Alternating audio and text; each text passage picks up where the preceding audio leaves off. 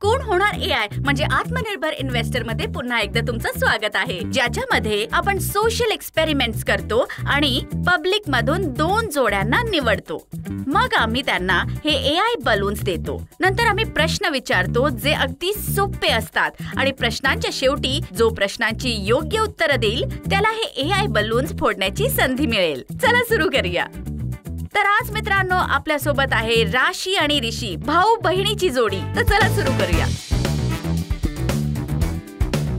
तुमचा पहिला प्रश्न हा आहे की तुम्हा दोघांपैकी क्रेडिट कार्डचं जास्त बिल कोणाचं येतं? माझं. शॉपिंगचं खूप वेळ आहे हिला. तर हा राऊंड जिंकलाय ऋषी, तर तू तुझा बलून फोडू शकतोस. ओके.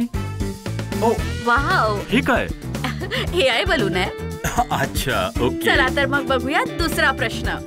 तुमच्या दोघांपैकी जास्त इम्पेशंट कोण आहे? हा, नेहमीच घोड्यावर असतो.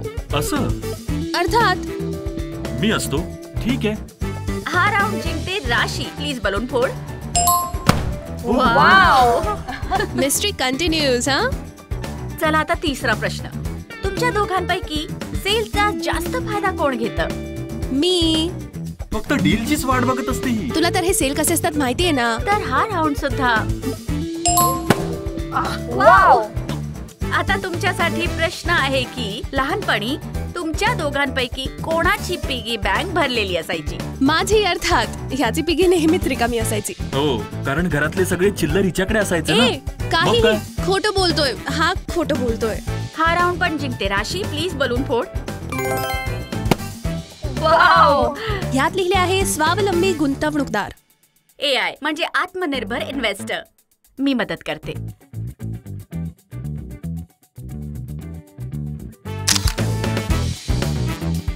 बहुतेक तू म्युच्युअल फंड, स्टॉक्स आणि बॉन्ड्स यात इन्व्हेस्ट करतेस, बरोबर? मी अजूनपर्यंत स्टॉक्स किंवा म्युच्युअल फंड्स मध्ये इन्व्हेस्ट करण्याबाबत ठरवलं नाहीये.